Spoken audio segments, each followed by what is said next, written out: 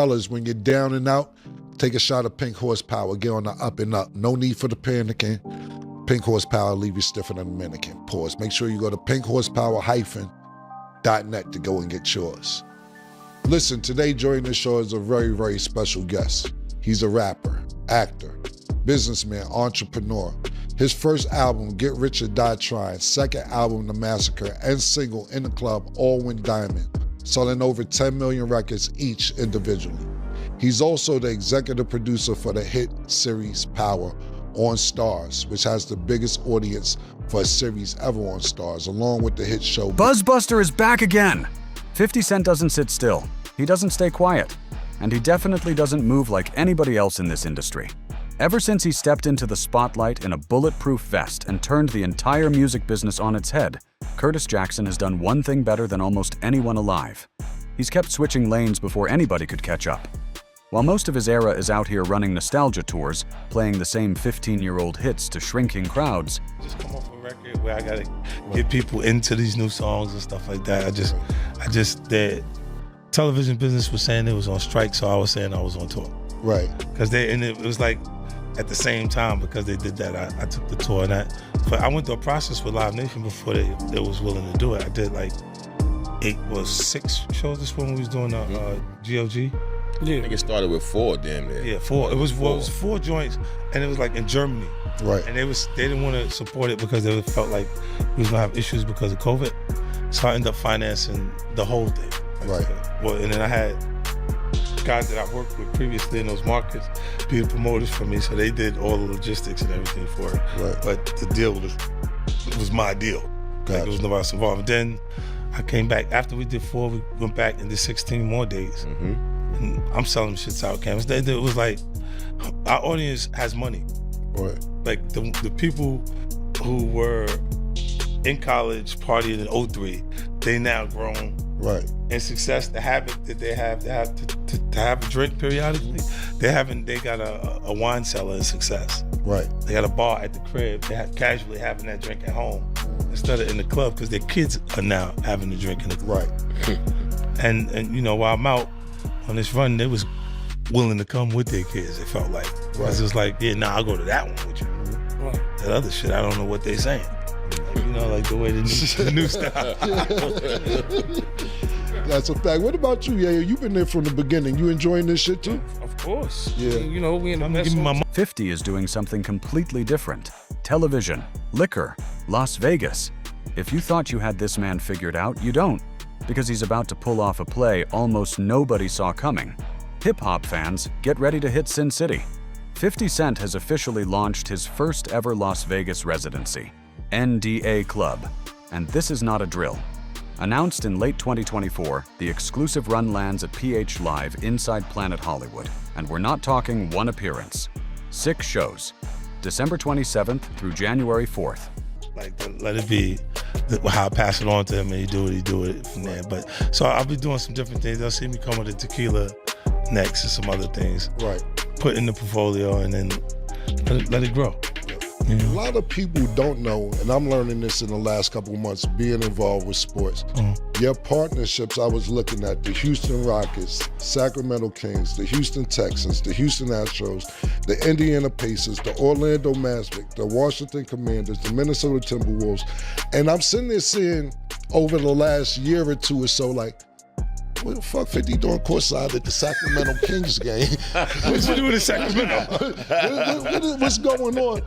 And then I'm learning that you have these partnerships with your brand, with these sports teams. Could you explain to us the partnership that you have? Well, my partnerships with the owners direct. Right. So Vivek in Sacramento, and then with Tillman in Houston, and then the Astros. As soon as we got there, like I got the Astros, the Texans, the Rockets all at the same time. And it was right. It's crazy because I think when I keep it a buck, right? I think when you have everything, the cool is the object. Right. It's to figure out what's really cool. Right. And then when the guys that are like the really rich guys, the owners, right, when they keep seeing you around other guys that are their equivalent, right, they look and go, bring me that, that's cool. So they want to be around me too, because they keep seeing me with the other guys that The right people, right. like in the right circles, and then it starts to open up. Like now it's like 11 professional sports teams, Right. and then it's ill because when the NFL has no issues, that this is why I was saying I knew what old boy was doing with the Super Bowl, because he was doing like shit, like Yeah, go ahead. he was doing some wild shit, kid, because he was saying that to Eminem that the NFL had the issue with me. And I'm like, well, what's the issue? Why don't I have an issue when I'm becoming a partner in the actual team, but they got an issue with my performance? Right? Makes no sense. You know what I mean? I was going to get to that later, but since we're here now. And when he says "oh boy" for the audience that Yeah, it's don't, Jay. he's talking about Jay-Z.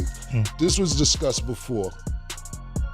Jay-Z told Dr. Dre, just for people who's not up on this, or Eminem, that he didn't want you to perform part of that Super Bowl they had a couple years ago. Why do you think that is?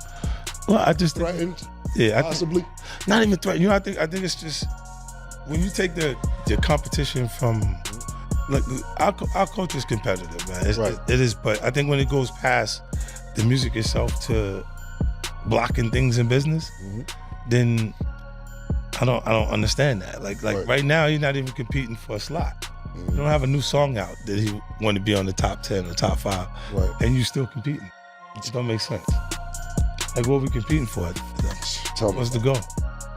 Like this even like a lot of this, even a lot of the competitive stuff, or what we would call it beef, right? And it changed. That terminology changed when it's Biggie and Tupac, because we start saying the things that people would say that cause beef in the environment. Right. When before that they called it battling in our culture. Right.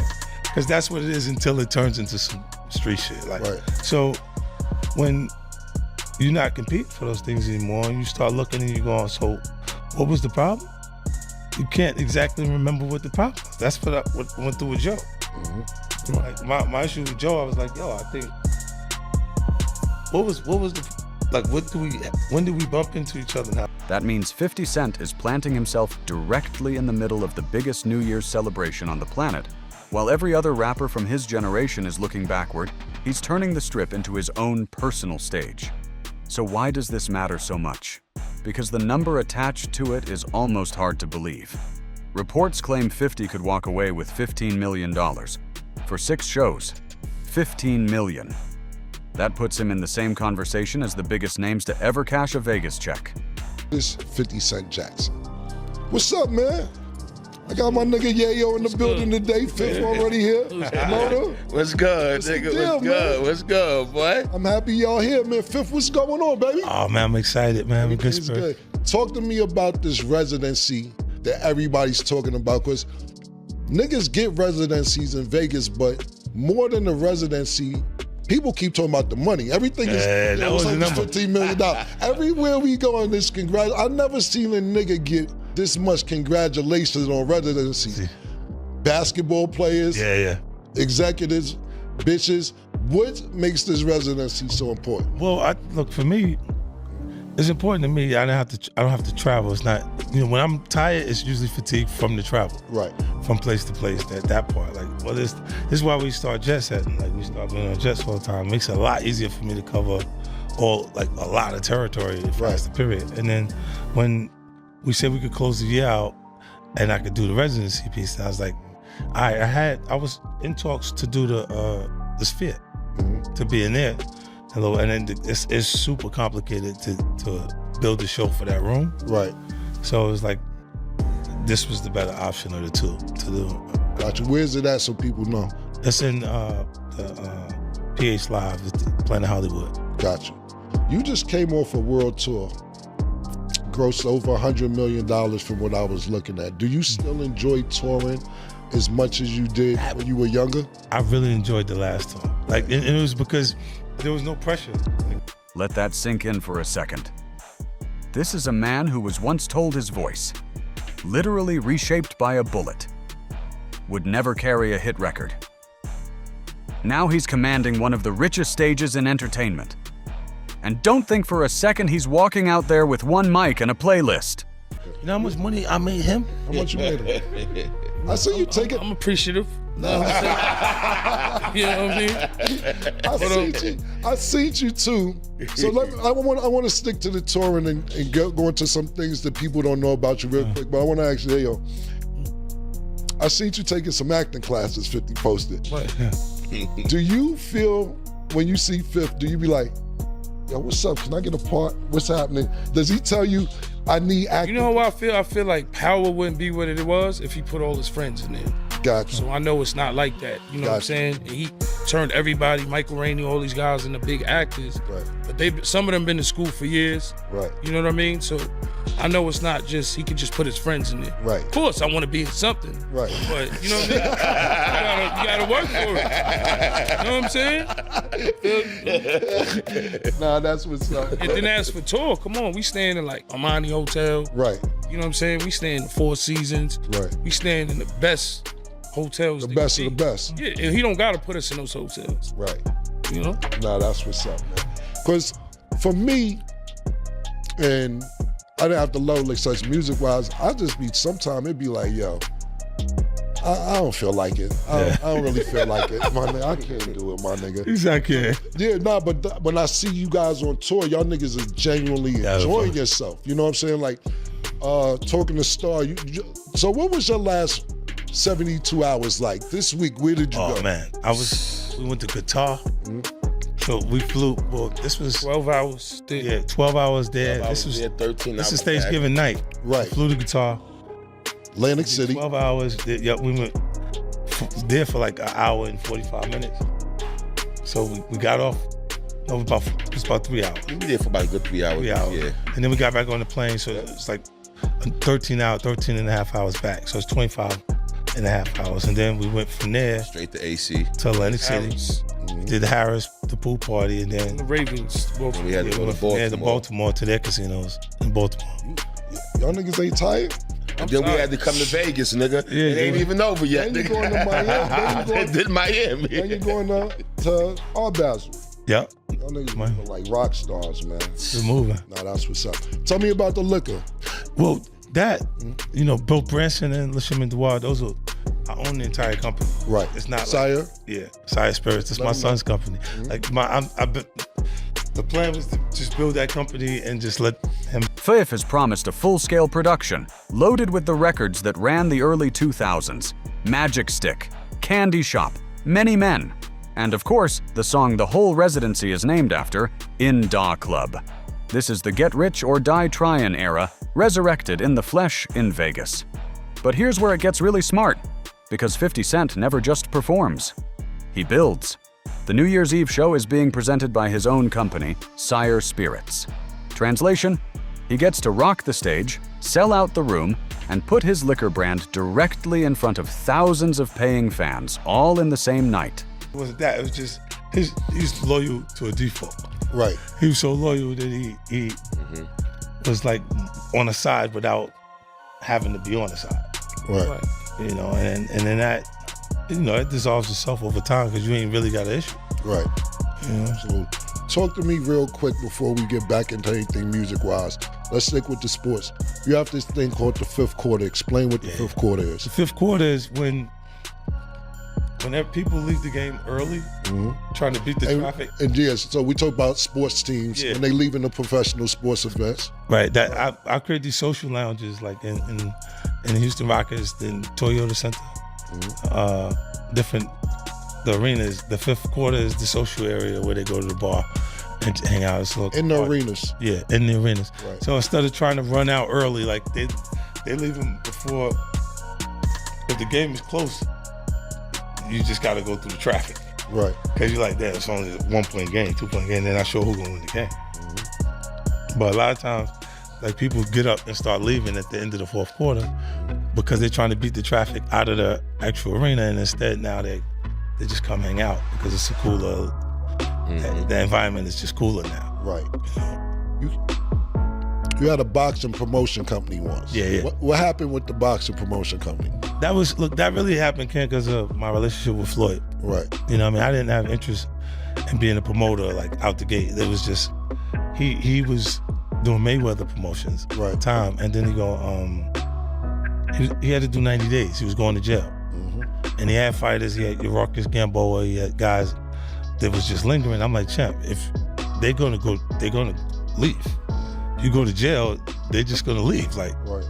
and he had been giving them 50,000 and 50,000 and 50,000. So he had already gave Gamboa about 300,000 to chill on the side. And then we ended up, when he did go in, I ended up picking up all the fighters. Right. And so it's Ruckus, Gamboa. I had James Kirkland, Andre Durrell, Billy Dibb. He was the IBF champion at that point, and then a few other guys younger guys that I picked up. But it's interesting. Like, you don't want to go into business with fighters. Why not? Explain that.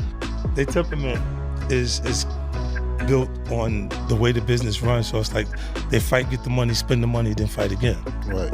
So in cycle, like they become loyal to whoever can provide for them when they're done with the money. Like, so if in that cycle, if you spent the money and then you're looking around and then Al look out for you, that person is Al Heyman. You see what I'm saying? So you're gonna stay loyal to Al Heyman because he keep looking out for you when you burn the money down before you go fight again. You know what I'm saying? So even they got this thing where they're prone to commitment based on that. Even though they got the fight in itself give them an appetite for a lot of women. Right. But they still commit to someone because they want someone to be with them when they're on their lowest points. That's not a concert. That's a business model wearing a concert's clothes. And it comes right off the back of the Final Lap Tour, the run that celebrated 20 years of Get Rich or Die Trying and pulled in over $100 million, nearly 2 million tickets sold worldwide. If Final Lap was the victory lap, NDA Club is the permanent trophy case. He stays in one place now, and the world comes to him. But you know 50. He can't have a good week without starting one too. And this time, the target is one of the biggest names in the entire industry, Jay-Z. This beef didn't start yesterday. You're fighting right now. Right now, I'm working with Bud, man. I'm rocking with Bud. What about Tank? Tank has a fight coming up. Tank announced today, actually, that he's retiring. You believe that? No. Yeah. No, it's not time to retire. Right. I think Tank he's a killer for the group of the fighters, the little fighters the game. He's tough as nails. He was arguing with Shakur today, or yesterday, right? Was it? Yeah. What are you saying? He was saying he don't think he deserved to fight. He basically, Or even to be in the conversation. They should fight though. They need to fight. that's the problem. Yeah, Shakur and Tank. Yeah. To me, that's really the problem. Or even before Ryan stepped in, You beefing with Shakur, nigga? you got who, me, At one Shakur? point, Or you said me? so. Yeah, they was beefing. Everybody, listen. Let me tell you He was something. beefing with Clarissa Shields of it. Let me tell you something. This shit worse than rap. These niggas tender, yo. Yo, I swear to God. And then I'm sitting there figuring, like, I'm trying to navigate this shit because I'm new doing this shit the last year and a half, going on 2 years, probably in May, a year and a half. And I'm like, Stephen A. Smith has said ain't no big deal. Skip Bayless say ain't no big deal. Cam said it's a big deal because they care more about where it come from, but I still got a job to do. And it's a cultural connection. Like, you think, look, even what's on MSNBC, what's his name? Ari Noble. Yeah. He's number one. His connection is hip hop culture because he grew up listening to the music. He can make that kind of connection. Some of the information that he's talking about is going over the audience's head. But when he say that line that matches up, they go, oh, okay. They understand and they feel more comfortable watching what he's saying. Right. You already a part of it. So Yeah, when you say something, they're going, why the fuck he said that about me? They get upset about that shit. That's the way Cam said. That's why. Yo, You a sarcastic nigga, bro. I mean, I don't mean to be, it's just. But between the two of them, I think Shakur's a serious defensive fighter. Yeah. I'm not sure it did. Well, the thing got about it something is, to stop you know that. what it is with Shakur is that a lot of just people label him boring. Then they say he hasn't fought anybody. He's from Newark. He got booed in Newark. He fought on ESPN and wasn't pay-per-view, so we're acknowledging just reading all this shit. Fuck them. That's the next thing niggas always try to do. Fuck them old nigga. I don't care, nigga. That nigga's favorite line. Yo, fuck nigga. One nigga I look better than y'all niggas. Y'all niggas not getting the money I'm getting. Y'all niggas not as fly as I am. Y'all niggas is pathetic, nigga. And then a lot of niggas outside of being athletes, these niggas far as rappers, anything else, these niggas is cooked. They on drugs. You know what I'm saying? No, real So shit. it's a whole nother dynamic. Like, calling me old, nigga, it's either two things. You gonna get older, you gonna die young. Yeah. Don't die young, nigga. That's real right So there. that's just what it is. So that's the only thing you got. Yo, look though, I think out of the two of them though, that Tank, Yeah. still with that. You know, I watched Tank. It be feeling like he'd be losing the fight though. Like he'd be. I think, to be honest, he is losing on the scorecards, but he think that he's still gonna knock knocking him him out. out. Yeah. That's what's gonna happen. He had 32 fights, 30 knockouts. Yeah. So I think that's what happened. He get him tired. I don't know, but he got to stop losing them rounds by him getting him tired. Somebody gonna eventually just run And just get the fuck away from him. Get the fuck away from him, nigga, and just eventually end up winning the scorecards. Look, why did you choose Shreveport to build your studio at? Well, it was already set up. Okay. Like Millennium Studios was there, and when I first started looking at film and television, Avi Lerner was the person that I came in contact with right away. He was looking at things completely different, Cam. Like I thought the passion that we put into the project would make it great, like make a hit. Like Right. the way we would build the album in a recording studio, it's not that. Avi was looking at it like, is it good? Like he didn't even read the script. He looking at his man, it's good, okay, we got Stallone, with his action, it's on genre, we can get this much for it in this many territories. So he already knew how much he was gonna make off of it, Right. selling it off the rights in those different territories. It goes back to 1999, when a young, hungry 50 Cent dropped How to Rob, a joke track that named names, Jay-Z included, and dared anybody to get mad. Jay-Z didn't ignore it. He clapped back on It's Hot with a line that's still quoted today. I'm about $1, what the bleep is 50 cents? That was the moment everyone knew. This wasn't just a joke anymore. Over the years, the two crossed paths, did a Reebok commercial together, even hopped on a remix. But underneath the handshakes, that competitive edge never actually went away. Now fast forward to 2026, and 50 Cent is right back on Jay-Z's timeline, throwing shots with zero hesitation. I didn't look at film like that. I looked at it like concept, creative, the creative side of things. And then because he had Millennium already there, I was able to talk to him. I did the Expendables, the last Expendables with Stallone, Megan Fox, and Dolph Lundgren and them. And we was in Bulgaria shooting that movie. Right. And I was able to talk to him there about Shreveport. I was like, what was wrong with it? He said nothing, the incentive just went away. Right. So when they moved the taxi center from Shreveport, a lot of people that worked in Shreveport gravitated to Atlanta. It's the closest area that a lot of film production is going on, and they just rocked out there. And then, so it's a lot of political stuff that makes things shift and go the other way. And then they almost did it again, because while I was in the middle of getting things together to start filming out there, it came up with it was with them wanting to change the tax incentive again, and I'm like, Right. But it worked out though. So that's what's up. That's dope. We see you talking, or you mentioning talking to Tyler Perry lately. You guys got something in the work, or you just get advice from him? What's your guys' relationship? Well, he hit me to different companies that are creating technology that are making the older way of filming this stuff obsolete. Like, so he's like they this big major screen like this. It's like a oval shaped backdrop that you shoot the digital content on and you put on. And he was like they made this 3 years ago. They paid $25 million for it. They want to sell it to me now for $8 million, and it'll be worth $4 million in 2 years. Right. And I'm like, you gonna buy that? I wouldn't buy that. Now with it going down like that, he said, nah, I'm not gonna get it. But I'm telling you, he was explaining, like breaking down how fast the technology is changing. The stuff you could do with AI is crazy. Like it's not, you know, like in my editing bay in Shreveport, what was half of it, what was originally the editing bay, half of it is AI technician, and the other half is editors now, because it doesn't make sense to not be in that, you know, in the loop. Lane, got you. I seen Den of Thieves Part 2 is coming out. When's that coming out? What's your involvement with it? That one is January. Okay. That'll be the next picture that I executive produced that goes in the theaters. Okay, that's what's up. Yeah. I was looking and did you ever, because we just was talking about, I don't think we was on camera talking about it yet, but you was with Steve Stout in Qatar. Yeah. Did y'all used to have beef, or it seemed like it was beef?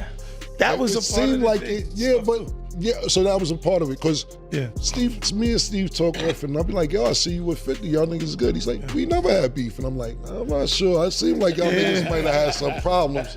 You know what I'm saying? I don't really know the details, but he's like, no, we never had a problem. And I'm like, I'm gonna ask the nigga fifth. No, you know what is happening, because Steve, he actually did the deal with the Trackmaster.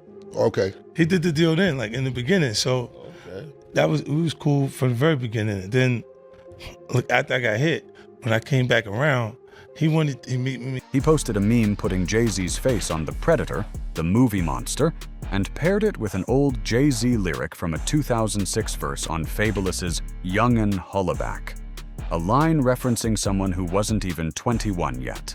That verse predates Jay-Z's marriage to Beyonce by years, but 50 didn't care about the timeline.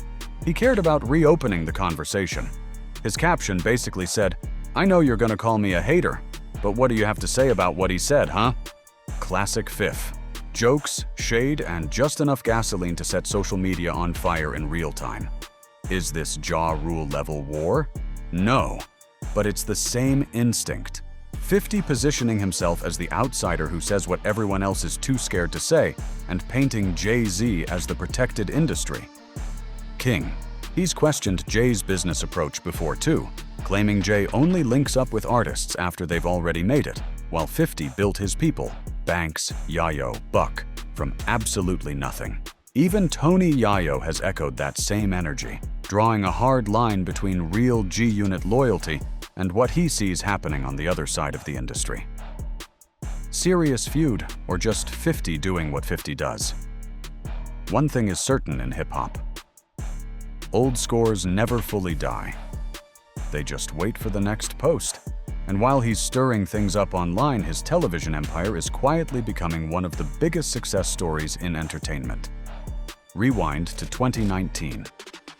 Power was heading into what everybody assumed was its final season, Season 6. Then 50 Cent posted something that sounded almost too confident at the time. Timberland. And he goes, nobody wanted to touch it. Like, you know what I'm saying? And I understood it was the same reason when we was talking about with Puffy. Like, Puff didn't want to inherit my issue. Right. You know what I'm saying? And I'm like, great, just stay, you know, like to keep the distance away from me, because I didn't want to be involved with anybody that wasn't comfortable with me, because I was going to do what I'm going to do anyway. Right. And then, what ended up happening, like that, at that point, it felt like he called me because he wanted to know exactly what was going on, and then afterwards he didn't answer the phone anymore. Right. You know what I'm saying? So I had that energy towards him, and then he was saying something about I think, you know, he's in Jay's camp so much that you see Dame even said it. He said he's talking for him, because he'll be defensive in Jay's behalf. So if you're being competitive with him in any way, the things that you see from Stout will make you feel like he's doing that for him, or he's saying that, and that's what he's repeating. Got you. And then that's where that came from. You act like it was never known. When I spoke to the nigga, I said, listen, man, I seen some shit that Madison Square I was gone. The nigga Just even talking looked about like... that. I was just asking the plane. I just asked you about Yeah, I said it looked like in Madison Square Garden he ran down on you. But that's what the picture, you know, picture might be deceiving. Let's leave it to Steve. It wasn't no It was problem. a walk down. It was Oh, it's like fucking talking you for a minute. What the fuck you talking about? Yeah, that's dope. Also, because I seen last time we seen each other, he had that seminar for United Masters or what he had going on. And I seen your interview, and you explained how you did Power in the beginning for $17,000 an episode. What was the thought process behind doing that? And did you see the bigger picture, and that's why you took the amount? Yeah, Cam, I just wanted to do it so bad. Nobody from our culture produced television. Right. You know what I mean? Like that, we have hit feature films, and across the board, you know. So, but when we got to, like, I pitched Power to everybody, and it was like, nah.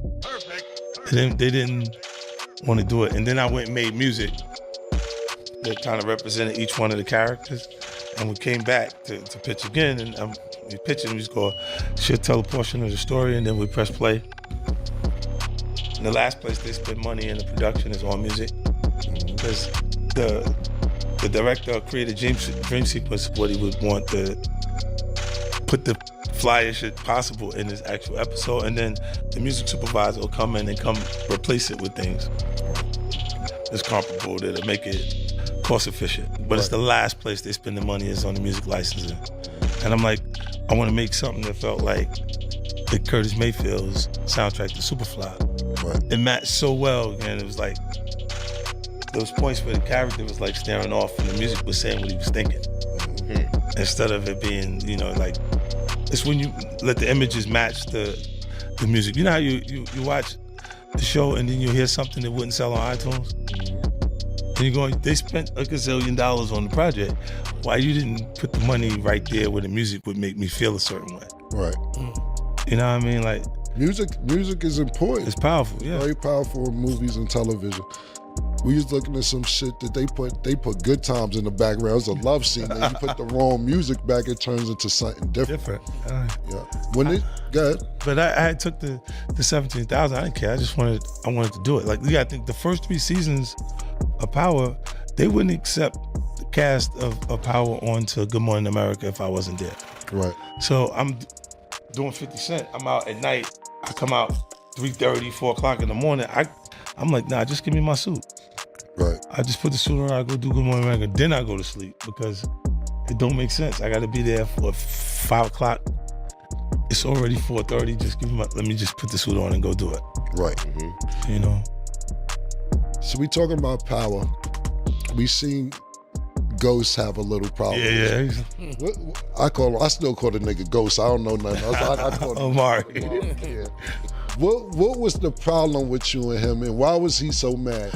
Now, real quick before you tell me, I'm just a nigga on the outside looking at and I'll be honest with you. When I first seen Power the first season, I was like, this shit is dope. I actually came to your office, we was talking about it. And I didn't know it was going to turn into the monster it turned into. Tommy got a show, Little Ghost got a show, everybody got a show. And was he feeling, and I'm just asking because I don't know, I didn't really dive into what y'all niggas' problem was, but was he feeling niggas killed me off early? Yeah, look. After the shit went crazy? What's crazy about that? What's crazy about people have success for the first time. Sometimes they need it to be theirs, all theirs. Like they want it to be their success, right? There's no one person responsible for a hit television show. It's a collective. Right? Now, without me there to be the marketing, to make the music, the theme song for the joint, and be everywhere that I'm at, performing the theme song to the actual thing to make it connect in a different way. And then everything else, like in the very beginning, getting the show picked up, period. Like I was part of the process of hiring them, right? At points when it wasn't financially in a good space, he will tell you I gave him the money. The rest of the company didn't give him the money. You know, I was only getting $17,000 per episode. How am I giving him the money? I'm giving it to him from out of my pocket, bro. Right. So when you do that, what happens is when he's saying that he feel like they didn't pay him is because he sees himself as the face of the entire network. So just real clear, so I'm catching up. He's saying he didn't get paid. That's what the problem was? He said he didn't get paid enough. He thought he should get more. Oh, okay. You know, and while he's saying that, immediately they're gonna look to me. Our audience is gonna say, the hip hop coach, youth coach. So immediately gonna say 50 didn't pay him. Because you heard him say 50 and Courtney or whoever. They don't know who Courtney is. Right. Bro, so they're gonna like 50 didn't pay him.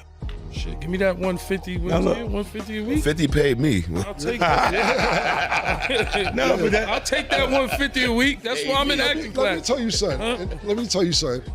And this is really how this should go. And I can't speak for 50's experiences, just based from my experiences. Niggas be thinking you they accountant. For real. You get niggas the money and then they wow the fuck out. They want to buy 4 cars at a time. They want to go move to Alpine, New Jersey. These niggas want to have a 17,000 square foot house. You know, they want to have 16 chains. And then when they go broke, these niggas be like, Cam or suck. Yeah, it's careful. Yeah. It's always look. Look, in the history of artists, right? Why they go wrong? They're gonna say it was the record company. When the record company is an individual, because he's running the actual company, it's Cam or it's 50 or it's somebody that they could point to specifically, it's his fault because he's still doing financially in a place where he can do whatever he want to do. And because they now feeling like they have restraints, it's your fault. They're gonna make it your fault every time. Look, this is all of the artists. Ask them what happened when they're not popping no more. They'd be like, it was the record company. The record company wasn't responsible for making you hot. They picked you because you had the highest probability of selling. Right. But we got high before we got to them.